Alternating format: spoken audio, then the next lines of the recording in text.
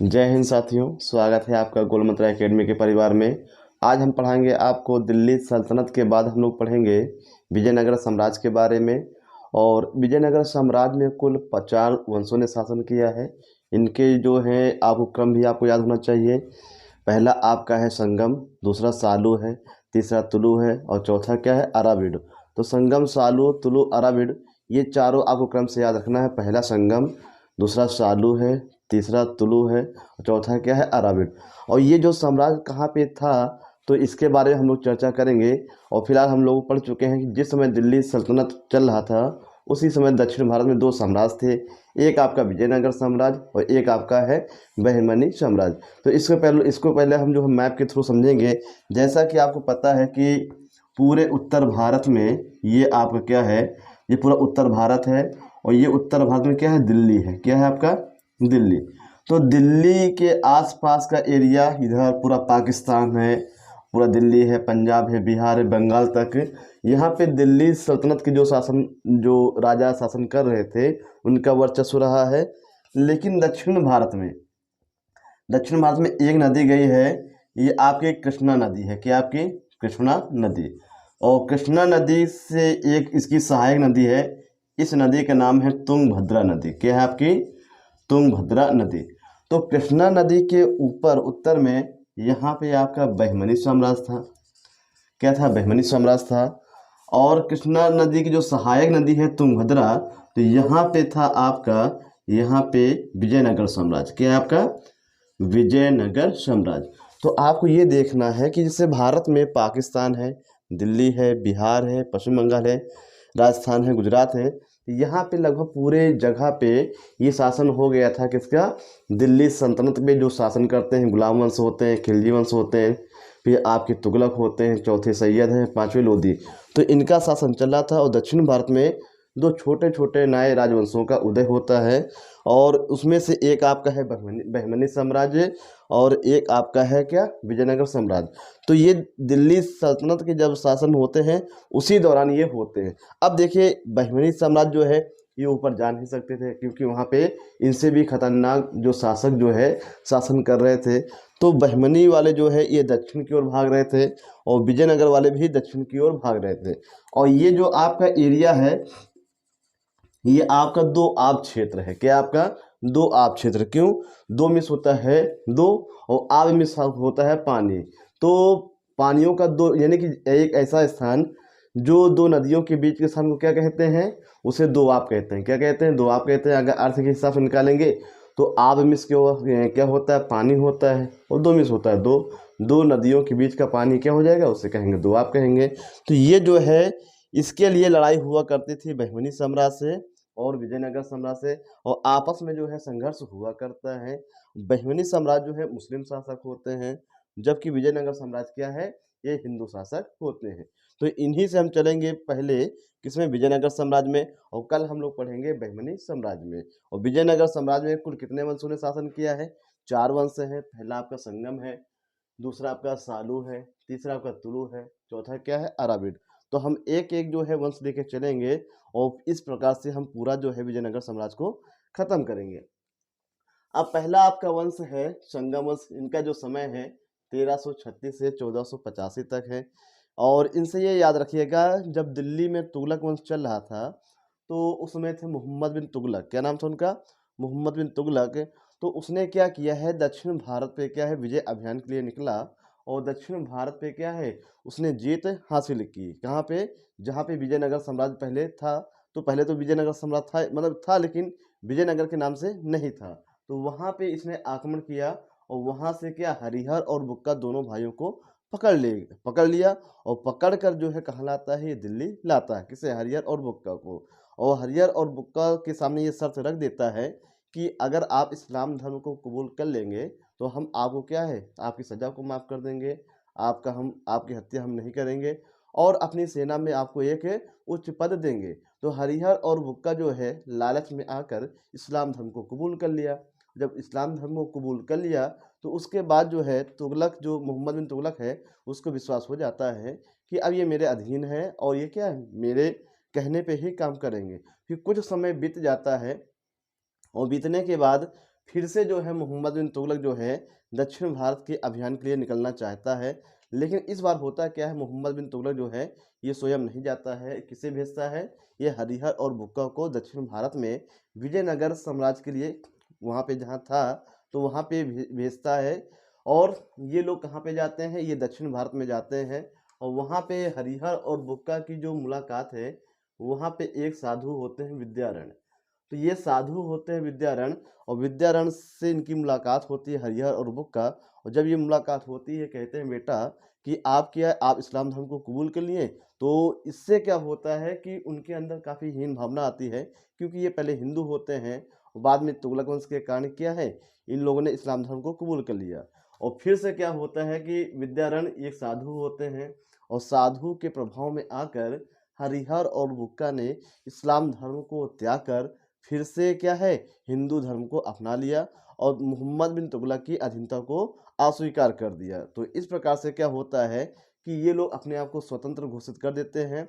और ये संदेशा जो जब मोहम्मद बिन तुगलक को मिलता है तो फिर वो क्या है कि वो कुछ कर नहीं पाता है। अब इसके बाद ये लोग करते हैं क्या है, तो इन लोगों ने, दोनों भाइयों ने क्या किया है, इन लोगों ने विजयनगर साम्राज्य की स्थापना की। क्या किया है, विजयनगर साम्राज्य की स्थापना की है। क्वेश्चन पूछा जाता है कि विजयनगर साम्राज्य की स्थापना किसने की है, हरिहर और बुक्का ने की है। इनका संबंध किस वंश से है, संगम वंश से। अब देखिए इसका नाम संगम वंश क्यों पड़ा है ये भी जान लीजिए। हरिहर और बुक्का के पिताजी का नाम था संगम, तो अपने पिता के नाम पर ही इसका नाम क्या हो गया है, संगम वंश रख दिया। आप लोग प्राचीन इतिहास में एक संगम युग पढ़े होंगे, तो संगम युग अलग है, ये संगम वंश है, वो संगम युग है। और उसमें संगम युग में क्या है, तीन वंश हैं, चेर, चोल, पांड्य। वो प्राचीन इतिहास की कहानी है। ये कहानी कब की है, ये 1336 की कहानी है। और उसका जो समय है लगभग वो 200 ईसा पूर्व से लेके लगभग 500-600 ईसा पूर्व तक की कहानी है। तो वो अलग संगम युग है और ये क्या है, संगम वंश ये अलग है, वो प्राचीन इतिहास का हिस्सा है। और ये क्या है, ये मध्यकालीन इतिहास का हिस्सा है। और दोनों के बीच में लगभग 600-700 वर्षों का ये अंतराल है, किसमें, संगम युग और संगम वंश। संगम वंश अलग है और संगम युग ये अलग है। तो इसमें हम लोग देखते हैं कि संगम वंश की स्थापना करते हैं हरिहर और बुक्का ने अपने पिता की याद में। तो शासक कौन बनता है, तो शासक हरिहर प्रथम बनता है, जिसका समय होता है 1336 से 1356 तक। 1336 से 1356 तक ये हरिहर प्रथम का क्या है, ये शासनकाल होता है। पहले जो है संगम वंश की जो राजधानी एनेगोंडी होती है, बाद में क्या हो जाती है, विजयनगर हो जाती है। क्या हो जाती है, विजयनगर हो जाती है। विजयनगर का वर्तमान नाम क्या है, हम्पी है। इसे यूनेस्को द्वारा विश्व विरासत की सूची में ये शामिल किया गया। ये भी आपको याद रखना है कि हम्पी जो है इसे विजयनगर साम्राज्य की सूची में शामिल किया गया है। और वर्तमान में जो आपकी 50 की नोट है तो उसमें जो है हम्पी गुफा का उल्लेख किया गया है। और अपने जो क्या कहते हैं शासन के 7वें वर्ष, अपने शासन के 7वें वर्ष विजयनगर को अपनी राजधानी बनाते हैं। ये 2 पॉइंट आपको याद रखना। फिर इसके बाद याद रखें विजयनगर साम्राज्य की स्थापना। तो विजयनगर साम्राज्य की स्थापना हम बता चुके हैं। ये अकेला नहीं होगा कि अगर जैसे पूछ लिया जाए विजयनगर साम्राज्य की स्थापना किसने की है, तो आंसर होगा हरिहर एवं बुक्का दोनों भाइयों ने मिलकर इसकी स्थापना की है। इसके बाद आते हैं बुक्का प्रथम के पास आते हैं। तो बुक्का प्रथम देखिए इसने एक उपाधि धारण की है। वो उपाधि कौन सी है, वेद मार्ग प्रतिष्ठापक की उपाधि धारण की किसने, बुक्का प्रथम ने धारण की है। इसका एक बड़ा बेटा होता है कंपना। ये क्या होता है, कंपना, ये बड़ा बेटा होता है, बड़ा बेटा होता है कंपना। और इसे जो है बुक्का प्रथम मदुरई में भेजता है, क्या है, जीत हासिल करने के लिए, विजय हासिल करने के लिए। और ये जो कंपना जो है ये मदुरई पे विजय प्राप्त कर लेता है। और मदुरई की पत्नी का नाम होता है गंगा देवी। क्या नाम है, गंगा देवी। और इसी उपलक्ष्य में कंपना की पत्नी गंगा देवी ने मदुरा विजयम की जो है रचना की। तो ये पुस्तक किसकी है, तो ये पुस्तक है गंगा देवी की है। गंगा देवी कौन है, कंपना है। और कंपना कौन है, ये बुक्का प्रथम का बड़ा बेटा है। आगे हम लोग देखेंगे हरिहर द्वितीय। तो हरिहर द्वितीय जो है ये जो है सबसे महत्वपूर्ण राजा होता है। क्यों, क्योंकि इसने महाराज धीराज की उपाधि धारण की। क्वेश्चन आएगा संगम वंश के किस शासक ने महाराज धीराज की उपाधि धारण की, तो आपका आंसर होगा हरिहर द्वितीय। और इसका समय क्या है 1377 से 1406 तक इसका समय होता है। 2 पॉइंट यहाँ से और याद रखिएगा। पहला पॉइंट ये याद रखिएगा, हरिहर द्वितीय ने क्या किया है, इसने गोवा और बेलगांव को बहमनी साम्राज्य से छीना था। ये क्वेश्चन आया हुआ है कि संगम वंश के किस शासक ने गोवा और बेलगांव को छीना था। तो आपका आंसर क्या होगा, हरिहर द्वितीय। किससे छीना है, तो छीना गया है बहमनी साम्राज्य से। तो ये पॉइंट लिख लेना अपने आप। एक है आपका गोवा और एक आपका है बेलगांव। एक आपका क्या, बेलगांव। गोवा और बेलगांव को हरिहर द्वितीय ने बहमनी साम्राज्य से छीना था। ये पॉइंट बढ़ा के लिख लेना। और दूसरा पॉइंट ये है, ये पूछा गया है यूपीपीएससी में पूछा गया है कि संगम वंश के किस शासक ने जो अपने यहाँ से चीन में दूत मंडल भेजा, अपने यहाँ से दूत मंडल भेजा। तो आपको याद रखना है कि संगम वंश के एकमात्र राजा होते हैं हरिहर द्वितीय। इन्होंने अपने यहाँ से क्या है, एक दूत मंडल भेजा। कहाँ पे, ये चीन में भेजा है। ये 2 पॉइंट जो है आए हुए हैं पेपर में, इनको आप लिख लीजिएगा। इसके बाद हम लोग आते हैं देवराय प्रथम। और देवराय प्रथम से वनडे एग्जाम में सबसे महत्वपूर्ण है। और क्या महत्वपूर्ण है, अभी हम लोग चर्चा करेंगे। तो ये जो है सबसे प्रतापी राजा हैं। ये क्या है, आपके सबसे प्रतापी राजा हैं देवराय प्रथम। और उससे भी महत्वपूर्ण है क्या, निकोलो डी कोंटी। ये जो है इटली का यात्री था। क्या था, इटली का यात्री। तो इटली का जो यात्री होता है निकोलो डी कोंटी, किसके शासनकाल में आया है, तो ये आया है देवराय प्रथम के शासनकाल में आया है। और देवराय जो प्रथम है, इनका संबंध किस वंश से है, तो इनका जो संबंध है संगम वंश से है। और देवराय प्रथम ने ही नहरों का निर्माण करवाया। तो क्वेश्चन ये पूछेगा कि विजयनगर साम्राज्य के किस शासक ने नहरों का निर्माण करवाया है, तो आपका आंसर क्या होगा, देवराय प्रथम। जबकि हम उसमें दिल्ली सल्तनत में पढ़ चुके हैं कि नहरों का जो निर्माण सबसे पहले गयासुद्दीन तुगलक ने कराया, लेकिन सर्वाधिक जो नहरों का जाल फैला था वो फिरोज शाह तुगलक के शासनकाल में। लेकिन जब हम दक्षिण भारत में आते हैं तो दक्षिण भारत में जो सबसे पहले नहरों का जो निर्माण है ये देवराय प्रथम के शासनकाल में हुआ है। और इसी के शासनकाल में इटली का एक यात्री है निकोलो डी कोंटी, वो जो है भारत आया है।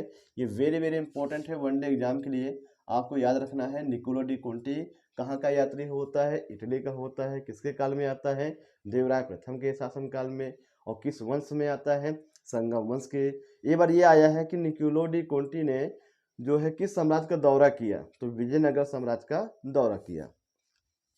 इसके बाद आते हैं देवराय द्वितीय।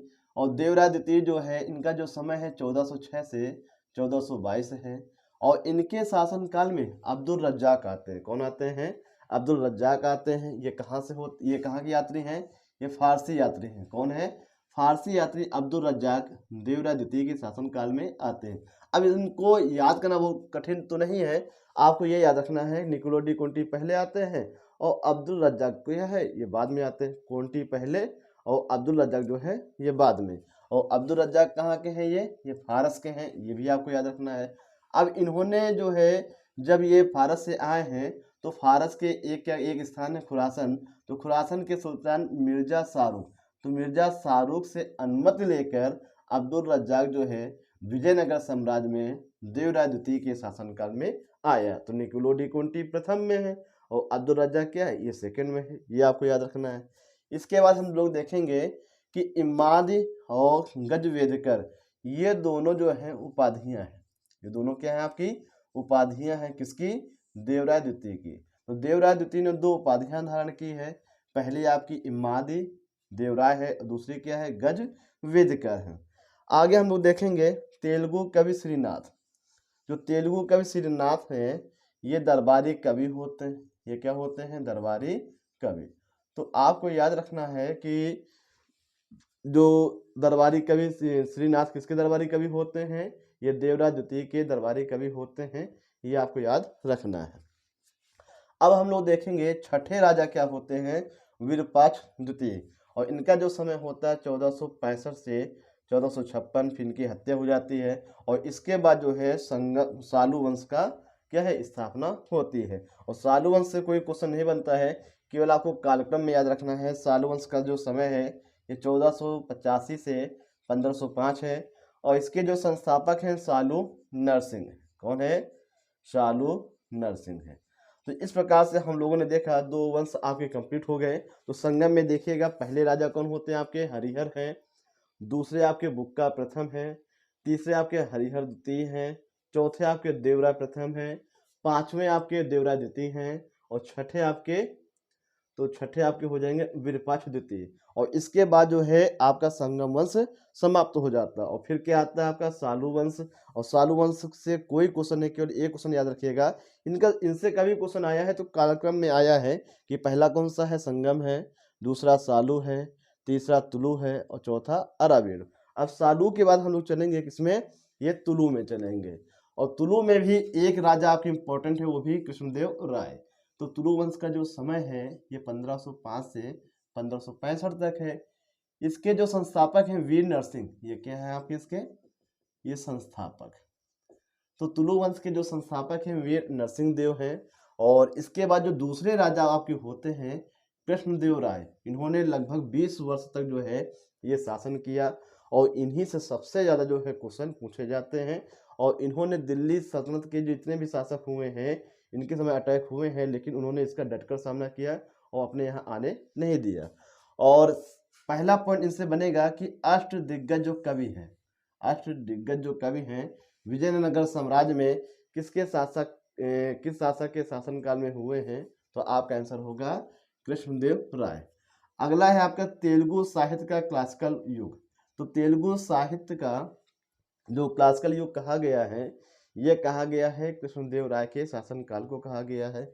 इसको आप इंपॉर्टेंट करिएगा, तेलुगु साहित्य का क्लासिकल युग। नेक्स्ट है आपका आंध्र भोज और अभिनव भोज। ये दोनों जो है उपाधियां हैं, ये दोनों क्या है आपकी उपाधियां। तो आंध्र भोज और अभिनव भोज क्वेश्चन पूछेगा, विजयनगर साम्राज्य के किस शासक को आंध्र भोज या अभिनव भोज कहा गया है, कृष्णदेव राय को कहा गया है। इनका संबंध किस वंश से है, इनका संबंध तुलु वंश से है। आगे हम लोग देखेंगे तेलानी रामकृष्ण, ये आपके दरबारी होते हैं। क्या होते हैं, ये दरबारी होते हैं किसके, ये कृष्णदेव राय के दरबारी होते हैं। नेक्स्ट है आपका, एक आपका है डोमिंगो पायस, ये आपका पुर्तगाली है। क्या आपका है, पुर्तगाली। और दूसरा आपका है, ये भी आपका क्या है, पुर्तगाली। तो ये पुर्तगाली यात्री हैं और ये भी क्या है, पुर्तगाली यात्री हैं। तो आपको पता होना चाहिए कि 1498 में वास्को डी गामा जो है भारत आ चुका था कालीकट के बंदरगाह में। और वहाँ का शासक जो जामोरिन होता है, और वहीं से जो है उसने अनुमति लिया जामोरिन से, और वहाँ पे क्या उसने व्यापार करना शुरू किया। और यहाँ से उसने मसालों पे विशेष ध्यान दिया। फिर इसके बाद फिर क्या, जब वो इंग्लैंड जाता है तो उन मसालों से लगभग 60 गुना जो है लाभ कमाता है। और ये जानकारी पूरे यूरोप में फैल जाती है। तो सभी यूरोपीय क्या है, भारत की तरफ जो है ये आने के लिए आकर्षित हो जाते हैं। फिर बारी बारी से क्या पुर्तगाली आते हैं, फिर डच आते हैं, फिर अंग्रेज आते हैं, डेनिश आते हैं, फिर आपके फ्रांसीसी आते हैं। तो इस प्रकार से अनेक जो है यूरोपीय आते हैं। तो उनमें से ये डोमिंगो पायस है, बारबोसा है, ये दोनों पुर्तगाली यात्री हैं। क्वेश्चन ये पूछेगा, डोमिंगो पायस पुर्तगाली यात्री किसके शासनकाल में भारत आया, तो कृष्णदेव राय के शासनकाल में। इनका संबंध किस वंश से है, ये तुलु वंश से है। दूसरे आपके हैं बारबोसा। तो बारबोसा भी क्या पुर्तगाली यात्री है, और ये भी किसके शासनकाल में आया है, ये आया है कृष्णदेव राय के शासनकाल में। जबकि इनसे पहले वास्को डी गामा आए थे। और केब्राल जो है दूसरा पुर्तगाली, जो कि 1500 में आता है, कहाँ पे, भारत में आता है। फिर इसके बाद वायसराय बन के आते हैं, अल्मीडा आते हैं, अल्बुकर्क आते हैं। तो ये वायसराय बन के आते हैं। इनको हम कहाँ पढ़ेंगे, आधुनिक इतिहास में पढ़ेंगे। फिलहाल यहाँ पे हम लोग देखेंगे कि डोमिंगो पायस पुर्तगाली यात्री और बारबोसा पुर्तगाली यात्री, ये दोनों जो हैं किसके शासनकाल में आए हैं, कृष्णदेव राय के शासनकाल में। नेक्स्ट है आपका नागलापुर नगर की स्थापना। तो इसने जो है नागलापुर नगर की स्थापना की है, ये भी आपको याद रखना है। एक मंदिर है हजारा मंदिर, और दूसरी है विट्ठल स्वामी मंदिर। तो ये दोनों आपके कहाँ पे, हम्पी में है। हम्पी मतलब विजयनगर। तो हजारा मंदिर और विट्ठल स्वामी मंदिर जो है, इनका निर्माण जो है कृष्णदेव राय ने करवाया है। कृष्णदेव राय ने करवाया है। ये कहाँ पे है, ये हम्पी में है। ये वाला यूपी पीएससी में पूछा जा चुका है कि विट्ठल स्वामी मंदिर का निर्माण किसने करवाया है, तो तुलु वंश के राजा होते हैं कृष्णदेव राय जो है इसका निर्माण करवाते हैं। तो ये दोनों पॉइंट आपको याद रखना है, हजारा मंदिर और विट्ठल स्वामी मंदिर का निर्माण तुलु वंश के राजा कृष्णदेव राय ने करवाया है।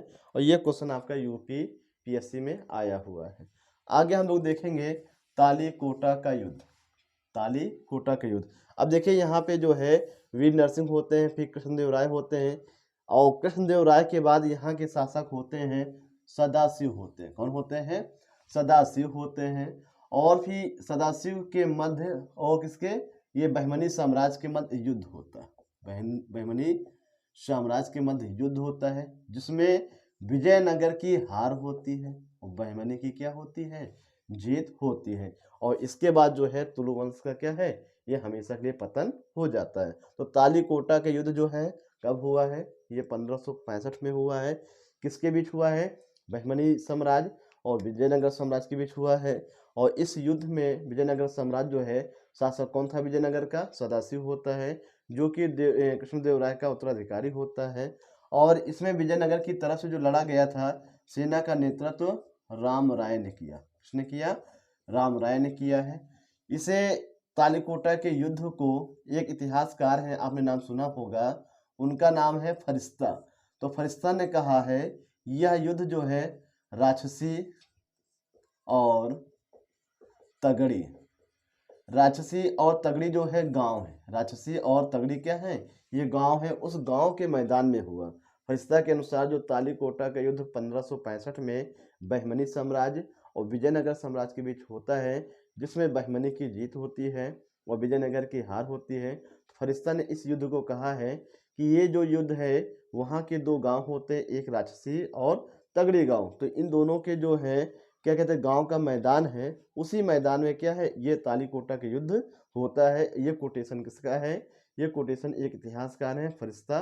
तो फरिश्ता ने इसे कहा है। अब देखिएगा, इसके बाद इसका पतन हो जाता है। फिर जो नाय राजवंश का उदय होता है, अराविड वंश, और इसका जो समय है 1577 से 1652। फिलहाल इसका कोई विशेष इतिहास नहीं मिलता है, खाली इतना याद रखिएगा इसके संस्थापक कौन है? तिरुमल है। कौन है? तिरुमल है। और ये तिरुमल वही है जो राम राय का भाई। तो अराविड जो संस्थापक होता है तिरुमल, और तिरुमल क्या होता है? ये राम राय का भाई होता है। इनकी जो राजधानी क्या थी? पेनकोडा इनकी राजधानी थी। तो इस प्रकार से आपका ये टॉपिक आपका कंप्लीट होता है विजयनगर साम्राज्य। और कल हम लोग पढ़ेंगे बहमनी साम्राज्य।